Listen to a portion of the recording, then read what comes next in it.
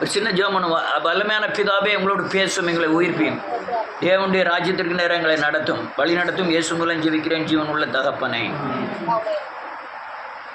இந்த இயேசு கிறிஸ்துவுக்காய் உழைத்தவர்கள், இழந்தவர்கள், கடுமையாய் பிரயாசப்பட்டவர்கள், கடைசி காலங்களில் பயங்கரமான ஆக்சிடெண்ட்டு அல்லது படுக்கையில் மரணம் அல்லது வேதனையான மரணங்களை ஏன் சந்திக்கிறார்கள் அப்படின்னு வேதத்தின் அடிப்படையில் பார்த்தேன். நன்றியோடு கூட துதிக்கிறேன். நல்ல கவனிங்க. ஆவியானவர் தேவன் தரக்கூடியது. சொல்லுங்க. அபிஷேகம் அழைப்பு. எல்லாரும் அபிஷேகத்தை பெற்றிருக்கிறோம். அபிஷேகத்தின் மூலமாய் தரிசனத்தை உறுதிப்படுத்த வேண்டும். அதாவது நான் அழைக்கப்பட்டிருக்கேன். நான் அழைக்கப்பட்ட நான் எனக்கு என்ன அழைப்புங்கிறதுல உண்டான தரிசனத்தை சரியானபடி என் ஆத்மாவில் நான் உறுதிப்படுத்த வேண்டும். உறுதிப்படுத்தி தான் நீ கிறிஸ்துக்குள்ள ஓடுற ஒவ்வொருவனுக்கும் ஒவ்வொரு அழைப்புகள் உண்டு. தேவனுடைய ராஜ்யத்தில், தேவனுடைய பண்ணையில், தேவனுடைய தோட்டங்களில் எல்லாருக்கும் வேலை உண்டு. எல்லாரும் வேலை பார்க்க தான் அழைக்கப்பட்டிருக்கிறோம். இந்த அழைப்பில் நீங்கள் அபிஷேகத்தை இழந்துட்டீங்கன்னா தரிசனம் உங்களுக்கு இல்லாமல் போயிடும். என்னது? தரிசனமே உங்களுக்கு ஒன்றுமே தெரியாமல் போயிடும். நீங்கள் அபிஷேகத்தை இவர் யார், பர்னபாஸ் பிரதர் இருக்கார், அபிஷேகம் பெற்றிருக்காரு, எழுப்புதல் அபிஷேகத்தை பெற்றிருக்கிறாரு. இந்த எழுப்புதல் அபிஷேகத்தை வச்சு அவர் ஓடிக்கிட்டே எங்கள் எழுப்புதலை பற்றி சொல்லிகிட்டே போயிட்டே இருந்தாருன்னா அவருக்கு தரிசனம் மாறாது. பிரிந்து போனதுன்னா அதெல்லாம் வேற கதை. ஆனால் தரிசனம் மாறாமல் அது ஓடிக்கிட்டே இருக்க முடியும். ஆனால் இவர் இந்த எழுப்புதல் அபிஷேகத்தை விட்டுட்டாருன்னு வச்சுக்கிடுவோம், தரிசனம் மாறிடும். தரிசனம் எங்கேயாவது அல்லையா, அநேக உபதேசங்கள், அநேக தரிசனத்தின் வழிகளில் சபைகள் ஓடிக்கிட்டு இருக்கு. அங்கே தரிசனம் மாறிட்டுனா நம்ம ஆயுசு நாட்கள் பாதிக்கப்படும். அல்லேலூயா. உங்கள் அபிஷேகம் தான் உங்கள் ஆவிக்கும் உங்கள் ஆத்மாவுக்கும் உங்கள் அல்லது சரீரத்திற்கும் பலனாய் மாறும். அபிஷேகம் சகல நுகத்தடிகளும் என்ன செய்யும்? முறிக்கும். ஒன்று ஆயுசு நாட்களை பெருக பண்ணும். அபிஷேகம் சத்தியத்தை வெளிப்படுத்தும். அபிஷேகம் தரிசனத்தை நிலைநிறுத்தும். அபிஷேகம் தரிசனத்துக்கு ஏற்ற ஆலோசனைகளை நமக்கு தரும். அதான் சொல்லியிருக்கு, யாரும் போதிக்க வேண்டியதில்லை, நீங்கள் பெற்றிருக்க அபிஷேகமே உங்களை எல்லாத்தையும் போதிக்கும்னு அதன் சொல்லுகிறது. அப்போ எழுப்புதல் தரிசனம் உங்களுக்குள்ளே நிற்கணும்னா நீங்கள் அபிஷேகத்திலிருந்து வெளியே வரவே கூடாது. அபிஷேகத்தை இழந்த அநேக பெரிய பெரிய ஊழியர்கள்லாம் 1000 பேர், 2000 பேர், 10,000 பேரை நடத்தின ஊழியர்கள் கூட கடைசி நாட்கத்தில் அவங்க போதிக்கிற வசனத்தை வச்சுக்கிட்டு போதிக்கிற அதாவது நீங்கள் கொஞ்ச நாள் தான் போதிக்கிறதுக்கு சங்கடப்படணும், வசனத்தை தேடிக்கிட்டு இருக்கணும். நீங்கள் போதிச்சு போதிச்சு போதிச்சு என்ன ஆயிரும், நீங்கள் எதை குறிச்சினாலும் போதிக்கக்கூடிய பலன் உங்களுக்குள்ள சத்தியத்துக்குள்ளே கிடச்சிடும். அல்லேலூயா. இந்த வசனம் அந்த சத்தியத்துக்குள்ள அந்த பலன் கிடச்சிதுன்னா நீங்கள் எதை குறிச்சினாலும் பிரசங்கம் பண்ணிக்கிட்டே இருப்பீங்க. ஆனால் அந்த பிரசங்கம் ஒரு மனுஷனை உயிர்ப்பிக்காது. அந்த பிரசங்கம் மாம்சத்தில் தலையில் தோன்றுகிற பிரசங்கம் தலையை மாத்திரம்தான் உடைக்கும்.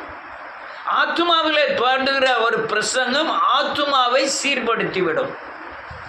அநேகர் இன்னைக்கு பிரசங்கிறது பூராமே இந்த புத்தி ஞானத்தினால் உண்டாகிற, அறிவினால் உண்டாகிற இந்த பிரசங்கங்களை பண்ணி மக்களை கிளுகிழுப்பு உண்டாக்கி அல்லது ஒரு சந்தோஷத்தை உண்டாக்கி தரிசனத்தை விட்டுட்டு பூமியில நிலைநிறுத்துவதற்குண்டான வார்த்தைகளினாலே அவர்களை நிலைநிறுத்த கற்றுக்கொண்டார்கள். உன் பாக்கெட்டில் பணம் வரும், பேங்கில் பணம் விழும். அல்லேலூயா, நீ நீடூழி வாழ்வாய், நீ கார் வாங்குவாய். அல்லேலூயா, நீ செழித்திருப்பாய், வாழ்ந்திருப்பாய். உன் பிள்ளைகள்லாம் படித்து அப்படி வரும், இப்படி வரும், அப்படிலாம் அநேகர் பிரசங்கிக்கிறார்கள். அந்த நிலைமைக்கு போயிடுவாங்க. ஆனால் இப்படி அபிஷேகம் மாறி தரிசனம் மாறின உடனே அவர்களுடைய ஆயுசு நாட்கள் நிர்ணயிக்கப்படும். அல்லேலூயா. இது சபையில் சொல்லக்கூடாத வார்த்தைகள் நான் இப்போ சொல்லிட்டு இருக்கிறதெல்லாம். ஆனால் மரித்தோரை எழுப்பி ஊழியம் செய்தது அபிஷேகத்தில். அபிஷேகம் இழந்த உடனே இவங்க மரிக்கும் போது கூட அந்த அபிஷேகம் அவங்களுக்கு ஒன்றும் கிரியை செய்யாது. அல்லேலூயா. அதான் இப்போ அதான் பிரச்சனை. இன்னைக்கு என்ன பிரச்சனை? தரிசனம் இல்லாத ஊழியம். என்ன பிரச்சனை? தரிசனத்துக்கு ஏற்ற அபிஷேகம் இல்லாத ஊழியம். என்னையா நாம் எழுப்புதல் தரிசனத்தில் அல்லேலூயா சிலுவை உபதேசத்தின் மூலமாய் பாவ அறிக்கை செய்து நாம் ரட்சிக்கப்பட்டு அல்லேலூயா சாபத்திலிருந்து விடுதலை ஆகி நம்மை தொடர்ந்து வருகிற விக்கிரகத்தின் பிடியிலிருந்து விடுதலை ஆகி நாம் அநேகரை தேசத்தில் உள்ள அநேகரை சந்திக்கும்படியான ஒரு தரிசனத்தை பெற்று இந்த ஊழியத்தில் இருக்கிறோம். என்ன சொன்னேன்?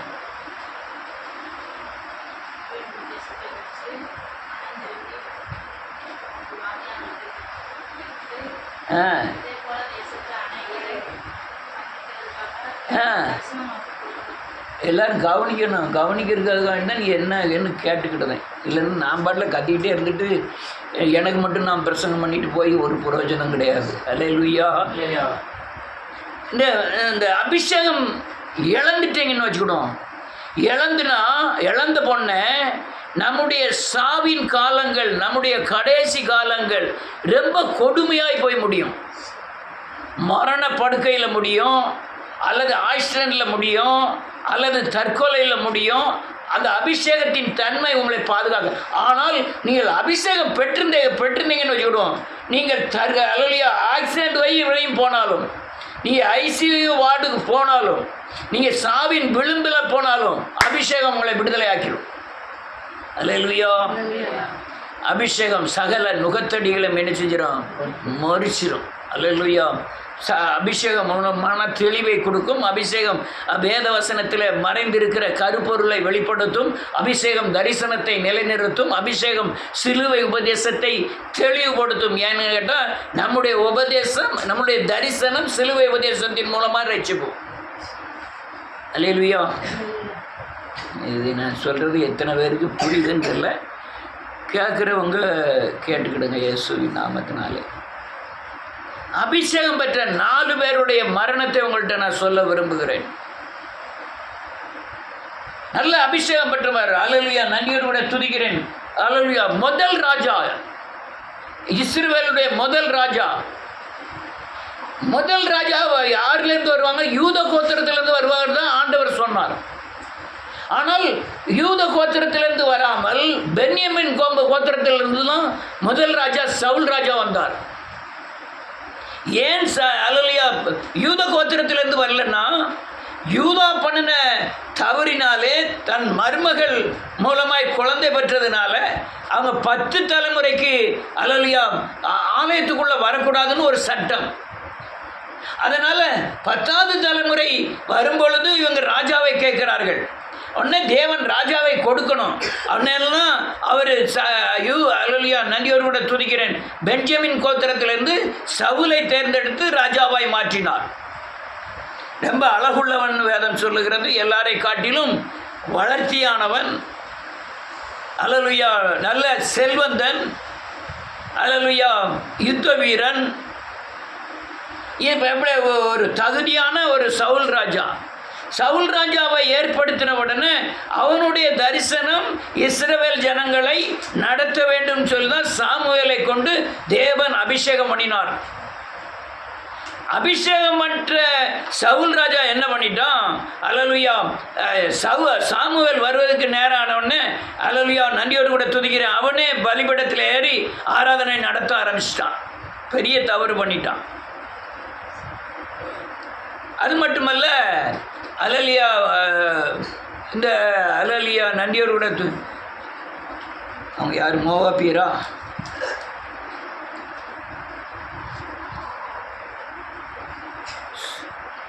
சாமுவேலின் புத்தகம் 10வது அதிகாரம்.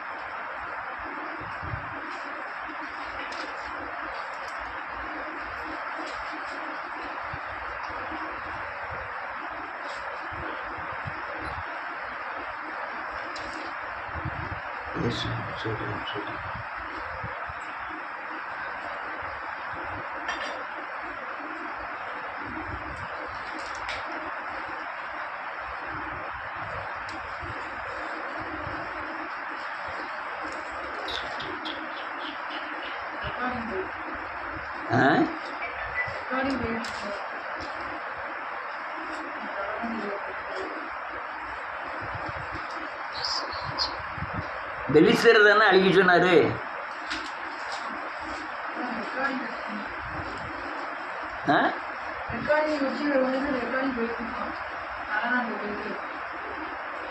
சரி, பெலிஸ்தரை பூரா அழிக்க சொன்னாரு, அழிக்கல.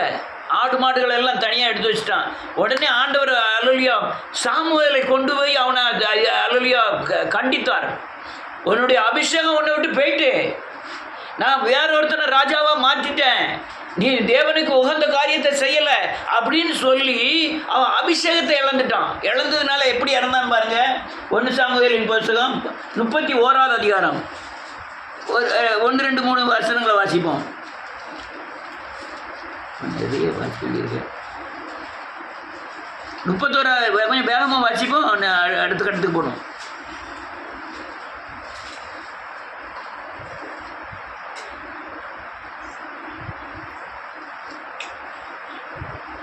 என்னாச்சு? பெலிஸ்தர் இஸ்ரவேலரோடு யுத்தம் பண்ணினார்கள். ஆமென். இஸ்ரவேலர் பெலிஸ்தருக்கு முன்பாக முறிந்தோடி ஆமென் கில்போவா மலையிலே வெட்டுண்டு விழுந்தார்கள். பெலிஸ்தர் சவுலையும் அவன் குமாரரையும் நெருங்கி தொடர்ந்து சவுலின் குமாரராகிய யோனத்தானையும் அபினதாபையும் மல்கூவாவையும் வெட்டி போட்டார்கள். ஆமென். சவுலுக்கு விரோதமாய் யுத்தம் பலத்தது. வில்வீரர் அவனை கண்டு நெருங்கினார்கள். ஆமென். அப்பொழுது சவுல் வில்வீரரால் மிகவும் காயப்பட்டு தன் ஆயுதரை நோக்கி, அந்த விருத்த சேதனம் இல்லாதவர்கள் வந்து என்னை குத்தி போட்டு என்னை அவமானப்படுத்தாதபடிக்கு நீ உன் பட்டயத்தை உருவி என்னை குத்தி போடு என்றார். அவனுடைய ஆயுததாரி மிகவும் பயப்பட்டதினால் அப்படி செய்ய மாட்டேன் என்றார். அப்பொழுது சவுல் பட்டயத்தை நட்டு அதன் மேல் விழுந்தான். சவுல் செத்து போனதை அவன் ஆயுததாரி கண்டபோது அவனும் தன் பட்டயத்தின் மேல் விழுந்து அவனோடு கூட செத்து போனான். நல்ல கவனிங்க. முதல் ராஜா அபிஷேகத்தை இழந்தான், செத்துட்டான். அல்லேலூயா. சாவு ரொம்ப கொடூரமா இருந்தது.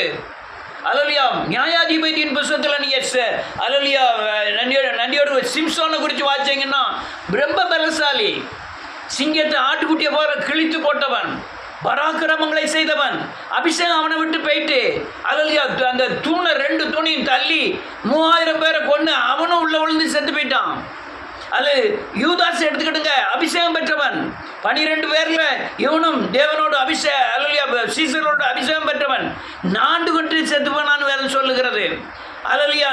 அதே போலதான் பீலயாம் என்பவனும் அல்லேலூயா வெட்டுப்பட்டு செத்து போனான்.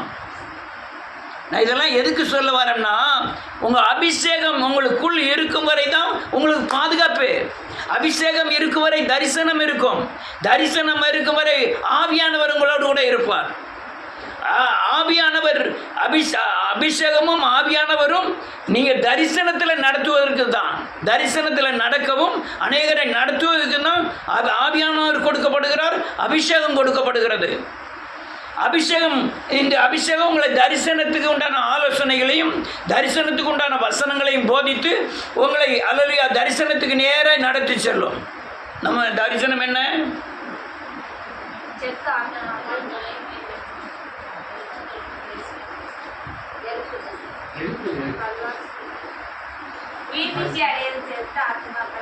கரெக்ட். சிலுவை உபதேசத்தின் மூலமாய் மரித்த ஆத்துமாக்களை உயிர்மீட்சி அடைய செய்வதே நம்முடைய தரிசனம், எழுப்புதல் தரிசனம். அதற்கேற்ற ஆலோசனை தான் உங்களுக்கு கொடுக்கப்பட்டிருக்கு. இவ்வளோ நாள் கொடுக்கப்பட்டது பூரா எழுப்புதல் ஆலோசனைகள் தான். மனம் திரும்பு, பாவ மன்னிப்பை பெறு, அல்லேலூயா இயேசுவை போல மாறு, ரட்சிக்கப்படு, அல்லேலூயா ஐம்புலன்களை அடக்கு, அல்லேலூயா தலைமுறை சாபங்களை தகர்த்தெறிந்திரு, அனுதினம் மனம் திரும்பி அனுதினம் புது சிருஷ்டியாய் மாறு, அல்லேலூயா ஒரு நாளும் சிலுவையில் அறைப்படு, பழைய மனுஷன் மறிக்கட்டும். இது உபதேசம். அல்லேலூயா. இது என்ன உபதேசம்? சிலுவை உபதேசம். இது எழுப்புதல் உபதேசம். நீங்கள் இதில் அந்த அல்லேலூயா அபிஷேகத்தை இழந்துட்டீங்கன்னு வச்சுக்கிடுவோம், இது பூரா பொய்யாயிரும். இது நீங்கள் இங்கேருந்து விலகி போனவங்க யார்கிட்டனாலும் போய் கேளுங்க. நீங்கள் ஊழியத்தையோ அல்லேலூயா ஊழிய ஆலோசனைகளையோ ரொம்ப விதர்ப்பமாக நினைப்பாங்க. பைத்தியகாரத்தனமாக அவங்களுக்கு தெரியும். அல்லேலூயா. அமலேக்கியர், ரைட். அமலேக்கியர், சாரி, அப்போ இப்போ சொன்னது பெலிஸ்தர் இல்லை, அமலேக்கியர், ரைட். நல்லா கவனிக்கணும். நீ யாராக இருந்தாலும் சரி, இதுக்கு உள்ளே இருக்கும் தண்ணியும் உங்களை விடுதலையை நீங்கள் சுதந்திரிக்க முடியும், விடுதலை அடைவதை உணர முடியும். சத்தியங்கள் உங்களுக்கு தேனாக இருக்கும். ஒவ்வொரு நாளும் உங்களுக்கு புதுப்பிக்கப்படுவதும் ஒவ்வொரு நாளும் தேவனுக்கு பயந்து தேவ பாதுகாப்பை உணர்வதுமாக இருக்கும். ஆனால் இதை விட்டு நீங்கள் கடந்து போயிட்டீங்கன்னா நீங்கள் இடையாள் சர்ச்சைக்கே போகக்கூடாதுன்னு சொல்லிடுவார் உங்கள் ஐயா, அவங்க அப்பா. ஒரு பேக்க அரிசியை கொண்டதார். எதுக்கு தெரியுமா? தன்னோட ஆஸ்மா வியாதி விடுதலை ஆகிட்டுன்னு மாத்திரையெல்லாம் தூக்கி தூர போட்டுன்னாரு. அதே ஆள் சத்தியத்தை கேட்கலன்னொன்னே இப்போ என்ன ஆயிரும்? பயங்கர நேர் விரோதமாக மாறிடும். இப்போ அவர் இல்லை, நீங்கள் யாராக இருந்தாலும் சரி, நீங்கள் போய் அந்த ஆள்கிட்ட போய் கேட்டிங்கன்னா போதும், இது பயங்கர முட்டாள்தனமாக அவர் பேசுகிற மாதிரி இருக்கும். நீங்கள் போகிற பாதை சரியில்லைம்பாங்க. ஆனால் நீங்கள் இருக்கவங்களுக்கு மட்டும்தான் தெரியும் இது சரியான பாதை, இதில் அனுதினம் நான் விடுதலை அடைகிறேன், அனுதினம் வீட்டில் பாதுகாப்பு கிடைக்கி, சாபத்தின் தண்டனையில் நான் தப்பித்து கொள்ளுகிறேன், எல்லாம் உங்களுக்கு புரியும். அப்போ தான். அல்லேலூயா. புரியுதா நான் சொல்கிறது? இப்படி நின்றக்கூடாது, இப்படி நின்றக்கூடாது. அல்லேலூயா, ரைட். நான் ஒரே ஒரு மனுஷனை சொல்லிட்டு மட்டும் முடிக்கிறேன். வாசிக்கலாம். வெளிப்படுத்தின விஷயத்தில் 2வது அதிகாரம் 14வது வசனம்.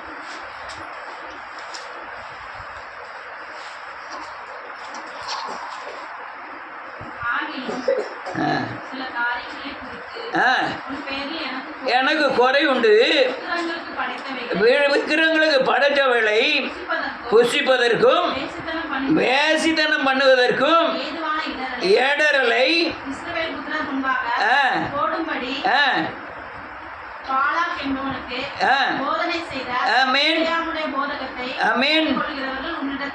உண்டு. பீலையாமுடைய போதனை உண்டு. இன்னைக்கு இவர்கள்லாம் மரிக்கக்கூடியவர்கள், இவர்களெல்லாம் அவர்களுடைய அகால மரணம் அடையக்கூடியவர்கள். நீங்கள் எசபேல் எடுத்துக்கிடுங்க, பிலேயாமை எடுத்துக்கிடுங்க, நிக்கோலா மதஸ்தரை எடுத்துக்கிடுங்க. மாறுபட்ட உபதேசங்களை அபிஷேகம் இல்லை போயிட்டுனா போதிக்க ஆரம்பிச்சிடுவாங்க. பயங்கரமாக லவ் பண்ணுது தப்புன்னு நான் இப்போ பிரசங்கிட்டு இருக்கேன். ஆனால் நீங்கள் வேற சபையில் போய் கேட்டு பாருங்க, லவ் பண்ணது தப்பு இல்லைன்னு பேசுகிறாங்க.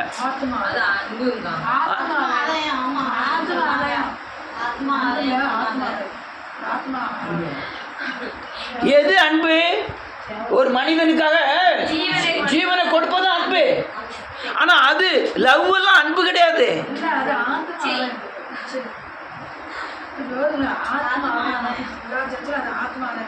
இல்ல, பொது கருத்து அன்பு. உலகத்தின் பொது கருத்து லவ்னா என்ன?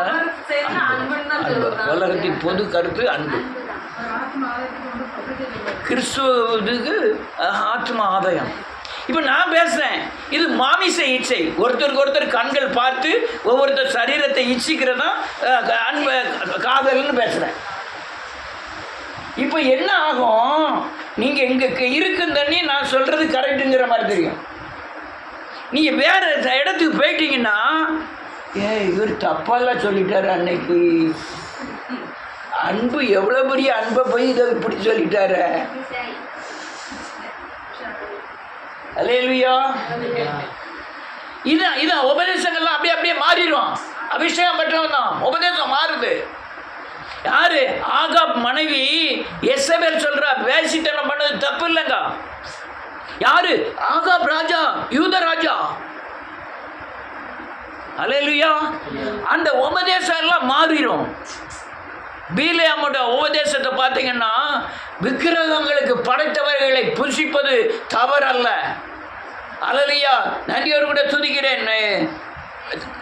வேசித்தனம் பண்ணதும் தவறு இல்லைன்னு பிரசங்கிக்கிறான். இன்னைக்கு இருக்கா இல்லையா? இன்னைக்கு சபையில் இருக்கு.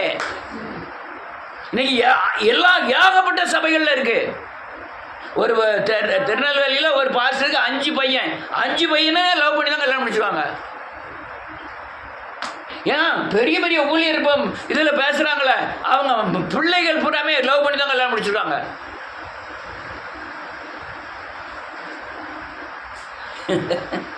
அல்லேலூயா. நான் இதில் நான் என்ன சொல்லுவேன்னா, நீங்கள் உங்கள் பிள்ளைகள் இப்படி இச்சையில் விழாமல் இருக்கணும்னா, நீங்கள் இல்லை உங்கள் தகப்பன் உங்களில் யாராவது இப்படி இச்சையில் விழுந்திருப்பாங்கன்னா, அதுக்கு நீங்கள் சரியானபடி மனம் திரும்பி பாவ மன்னிப்பு நிச்சயத்தை பெற்றிருந்தீங்கன்னா உங்கள் பிள்ளைகளுக்கு இப்படிப்பட்ட சோதனைகள் வராது. இப்போ நான் தப்பு பண்ணி நான் மனம் திரும்பி பாவ மன்னிப்பு நிச்சயத்தை பெறலைன்னா என் பிள்ளைகள் அதில் போய் மாட்டோம். ஏன்னா நான் பண்ணின தவறுக்கு உண்டான கரையை யார் கட்டணும்? பிள்ளைகள் கட்டணும். அதனால இந்த உபதேசம் பயங்கரமான பொல்லாத உபதேசம். இவன் பொல்லாத உபதேசம் மட்டுமல்ல, இந்த உபதேசத்தை பின்பற்றாதவர்களை சபிக்க ஆரம்பிக்கான். அதுக்குன்னு பாலாக் ராஜாவை பிசாசு ஏற்படுத்துகிறான். ஏன் பிசாசு ஏற்படுத்தினது அவனை பயந்து போய் மட்டுமல்ல. அல்லையா? யாருக்கு? இஸ்ரேல் ஜனங்கள் அதிகமாகிட்டு வந்துட்டாங்கன்னு சொல்லி பாலாக் ராஜா பயந்தது மட்டுமல்ல, இவனுடைய உபதேசத்தை தூண்டிவிட்டு இஸ்ரவேல் ஜனங்களை அல்லையா அழிக்கிறதற்காக தான் பிசாசு பயன்படுத்தின ஒரு ஆயுதம் தான் பாலாக் ராஜா. அல்லேலூயா. இவன் போய் சபிக்க போறான். ஆனா ஆண்டவர் சபிக்க கூடாதுங்காரு. ஆனால் இவனுக்கு பயங்கரமான வரம். வாசிப்போமே, நீ எப்படிப்பட்டவன்? என்னாமத்தின் புஸ்தகம் 24வது அதிகாரம் வாசிக்கிறேன் 1லிருந்து. பெரியா ஆமென். திருப்பி ஆமென் பார்த்தான். என்ன எழுதிருக்கு பார்த்தீங்களா? ஒரு பாலாக் யாரு? இஸ்ரவேல் ஜனங்களை சபிக்க புறப்பட்ட ஒரு தீர்க்கதரிசி பீலேயாம் மேல தேவ ஆவியானவர் என்ன செய்யறாராம்? இறங்குகிறார். ஆமென் ஆமென்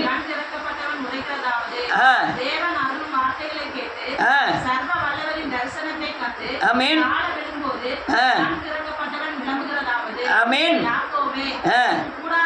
ஆமென் ஆமென். அழகானவைகள் ஆமென் ஆறுகளை போலவும் ஆமென் ஆமென் இருக்கிறது. ஆமென் ஆமென் ஆமென் ஆமென் ஆமென். அவர்கள் தங்கள் சத்துருக்களாகிய ஜாதிகளை பட்சித்து ஆமென் அவர்கள் எலும்புகளை நொறுக்கி அவர்களை தங்கள் அம்புகளாலே எய்வார்கள். ஆமென். ஆமென். யார்? ஆமென். போதும். ஒரு இஸ்ரவேல் ஜனங்களுக்குள்ள ஆண்டவருடைய பாதுகாப்பு என்ன, அவர்களுடைய பலன் என்ன, எல்லாத்தையும் சொல்றான். யாரு? பிலேயாம். பிலேயாம் அவ்வளவு இஸ்ரவேல் ஜனங்களை குறித்து அவர்கள் ஆசீர்வதிக்கப்பட்டவர்கள், அல்லது அவரை சபிக்கிறவங்க சபிக்கப்படுவார்கள், அல்லது அவர்கள் சிங்கத்தை போலவர்கள், காண்டாமிருகத்தை போலவர்கள் அப்படின்னு எத்தனையோ காரியங்களை சொல்றான். ஆனாலும் எங்க போறான்? சபிக்கிறதுக்காக போறான். அல்லேலூயா. சபிக்கிறதுக்காக போறான். ஏன் இப்ப சபிக்க போறான் தெரியுமா? அவனுக்குள்ள பண ஆசை, புகழாசை. இந்த புகழா, நான் சத்தியம் வேற மாதிரி பிரசங்கிப்பாங்க, நான் ஆவிக்குரிய கருத்தை மட்டும் சொல்றேன். இவனுக்குள்ள புகழாசையும் இவனுக்குள்ள பண ஆசையும் பிசாசாகிய பாலாக்கு பார்த்துக்கிட்டான். அவனுக்கு எப்படி தெரிஞ்சது? ஆவியானவர் சொல்லிட்டாரா? அது சொல்லுது. இவன் எவ்வளவு நாளும் பேசட்டும், அவன் அந்நிய கண்ணல்ல என் கண்ணே காணும், நான் கண் திறக்கப்பட்டவன் விளம்புகிறதாவது, நான் இந்த யாக்கோப்பை தரிசிக்கிறேன், அவங்க கூடாரம் இப்படி இருக்கலாம், அவ்வளவுலாம் பேசுறான்.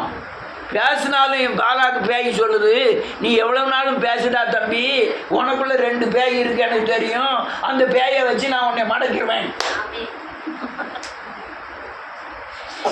அவன் 5-6 ஆளை கூப்பிட்டு கொஞ்சம் பணங்கள்லாம் கொடுத்து, துணிமணியெல்லாம் கொடுத்து சபிக்க சொல்லுவான். அப்பமா அவன் சபிக்க நான் போக மாட்டேங்க. அது மட்டும் இல்லை, நான் கூட 2 ஆளை அனுப்புதேன்னு சொல்லி அங்கே ரொம்ப கனம் பெற்ற ஆள்களை அனுப்பி எப்படியாவது சபிக்க வச்சிடணும்ட்டு அவன் சபிக்க சொல்லுவான். ஆண்டவர் பெரிய காரியத்தை செய்தார் பாருங்க. நான் 4 நிமிஷம் தான் இருக்கு, கொஞ்சம் சீக்கிரம் வாசிக்கணும்.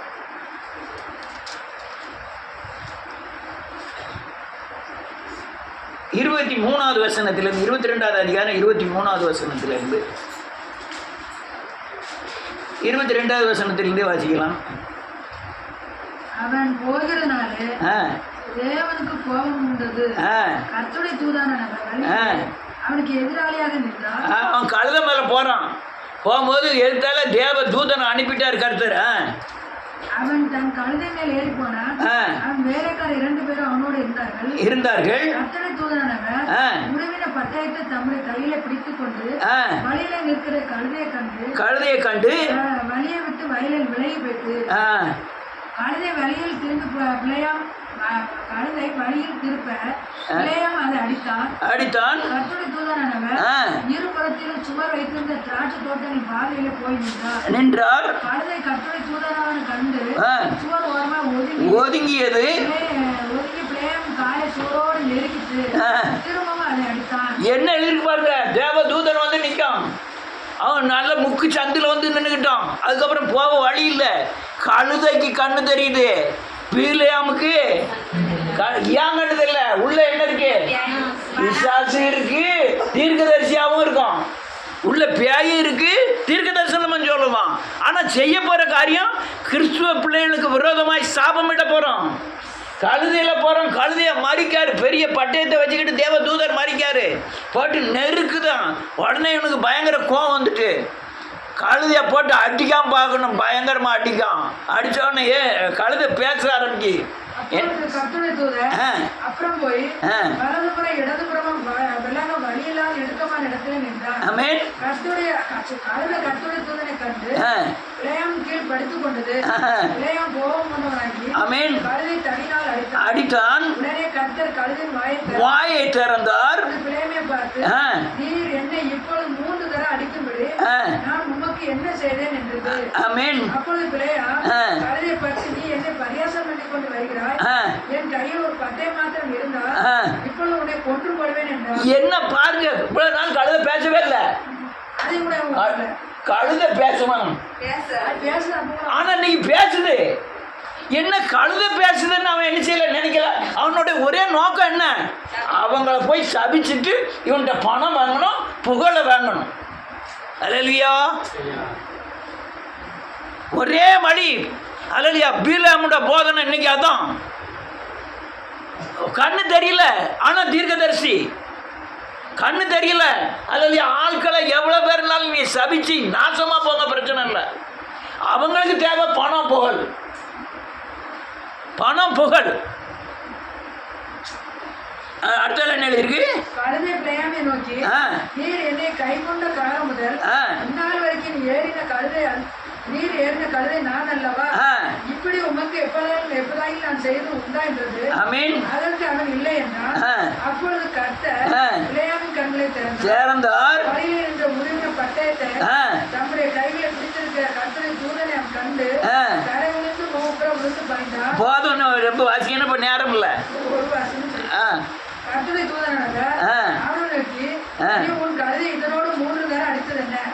உன் வழி எனக்கு மாறுபடா இருக்கிறதுனால நான் உனக்கு எதிரியா புறப்பட்டு வந்து கழுதை என்னை கண்டு இந்த 3 நேரம் எனக்கு விலகிட்டு எனக்கு விலகாம இருந்தானால் இப்போது நான் உன்னை கொண்டு போட்டு கழுதைய உயிரோடு வச்சிருப்பேன். கழுதை தான் உன் உயிரையே காப்பாத்துனது. அல்லேலூயா.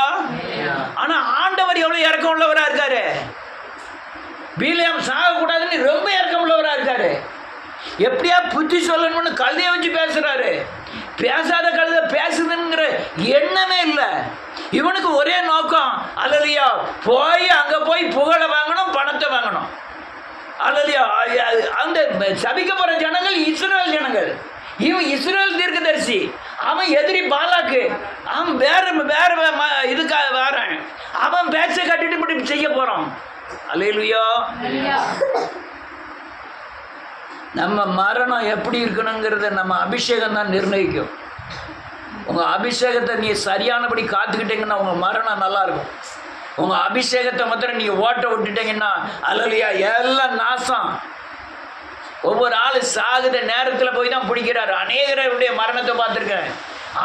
ஆட்டம் பூரா ஆடுங்க, கடைசி சாகுன நேரத்தில் போய் பிடிக்காரு பார்க்கணும். ஒவ்வொரு ஆளையும் சாகுன நேரத்தில் பிடிக்கிறாரு. கொடுமையிலும் கொடுமை, பயங்கர கொடுமை. படுக்கையில் விழுந்து ஆக்சிடென்ட் ஆகி கை போய் கால் போய் நொண்டி அல்லேலூயா பயங்கர ரத்தமாக கக்கி ஆட்கள் எப்படிலாமே சாகுது. அல்லேலூயா எப்படிலாமா சாகுது. தேவன் பிலேயாமுடைய கண்களை திறந்தார். அதுக்கப்புறம் சொல்லுவான், ஆண்டவரே இன்னும் இவங்களை என்ன செய்ய மாட்டேன், சபிக்கவே மாட்டேன், நான் பேருதன்னு சொல்லிட்டு போகிறவன் ஒரு காரியத்தை செஞ்சுட்டு போகிறான். நான் போய் சபிக்க மாட்டேன். இவங்க இஸ்ரவேல் ஜனங்களை தாக்குறதுக்கு ஒரு வழி இருக்குது. வாசிக்கும் 25வது அதிகாரம் வாசிக்கலாம். கொஞ்சம் கடை 1 இருந்து.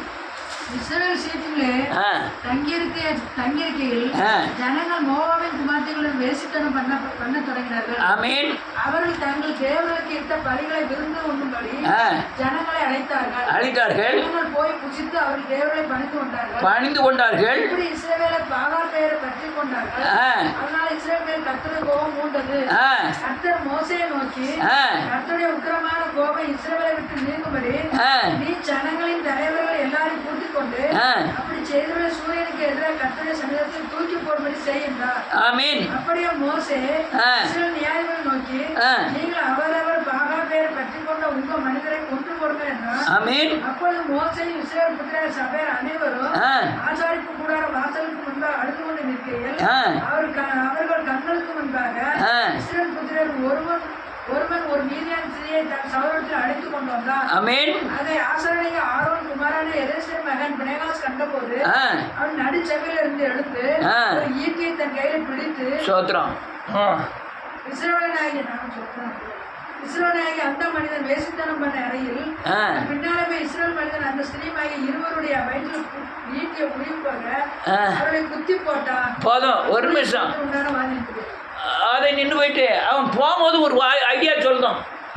இந்த மோபிய பெண்கள்லாம் இந்த சினிமா நடிகை மாதிரி சிலுக்கெல்லாம் போக கிடையாது, அவளை மாதிரி ட்ரெஸ் பண்ணிட்டு இஸ்ரவேல் ஜனங்களுக்குள்ளே போங்க அப்படின்னு அனுப்பிவிட சொல்லிடுவான்.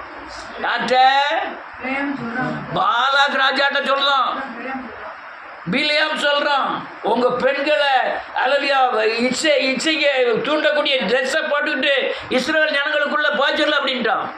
23,000 பேர் வேசித்தனம் பண்ணியிருக்காங்க அன்னைக்கு மட்டும். கர்த்தருடைய கோபம் இஸ்ரேல் மேலே பயங்கரமாக கிளம்பி என்ன செய்து அலலியா அவ்வளோ பேரையும் கொண்டுட்டாரு. 9வது வசனம். அந்த வாதையால் செத்தவர் 24,000 பேர். அந்த ஆமென். அந்த வாதையால் செத்தவர்கள் 24,000 பேர் ஒரே நாட்டில் கொண்டு குமிச்சிட்டாரு. ஆனால் இந்த போதனை இப்பவும் இருக்கு. இப்போ நம்ம நாட்டில் தான் பெண்களும் ஆண்களும் சேர்ந்து டான்ஸ் ஆடாத நாடு. இப்பவும் சில இடங்கள்ல அப்படி ஆடுவாங்கன்னு சொல்றாங்க. அது எங்க உள்ள உபதேசம் தெரியுமா? பிலேயாமோட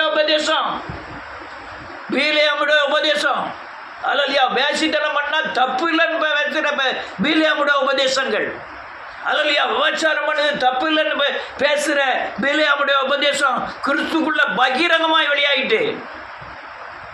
மனைவி பெரிய ஊழியக்காரர் மனைவி யாரு விஸ்வாசியை கூப்பிட்டு பைக்கில் கொண்டு போய் விட்டுறியா, எங்கள் வீட்டில் விட்டுருன்னு இருக்கான். அவன் கொண்டே போயிட்டான். யார் மனைவியை? பாஸ்டர் மனைவியை கொண்டே போயிட்டான். கொண்டு போயிட்டு கொஞ்ச நாள் கழிச்ச உடனே அவள் அங்கே இருக்க மாட்டேன், எப்பா அவங்ககிட்ட வந்திருந்தேன்னு சொல்லுதா. யார்கிட்ட? பாஸ்டர்கிட்ட சொல்லுதா. இங்கே பெரிய பேனர்லாம் கட்டி கெட்ட குமாரன் நினைச்சுதாங்கன்னா மனம் திரும்பி வாராம்னு சொல்லி பெரிய ஃபங்க்ஷன் வச்சு நடத்துகிறாங்க. யாரு? எங்க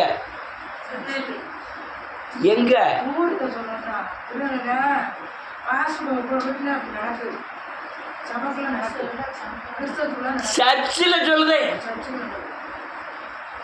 பாஸ்டர் மனைவி போயிட்டு திரும்பி வர மனைவியை வரவேற்பதற்கு அங்கே கீதவாத்தியத்தோடு அல்லது ஆடு மாடுகளை அடித்து அவன் கெட்ட குமாரனை வரவேற்றது போல கெட்ட குமாரத்தியை வரவேற்பதற்காக பெரிய ஃபங்க்ஷன் வச்சு வரவேற்கிறார்கள். பேரம் பேட்டி எடுத்தவளை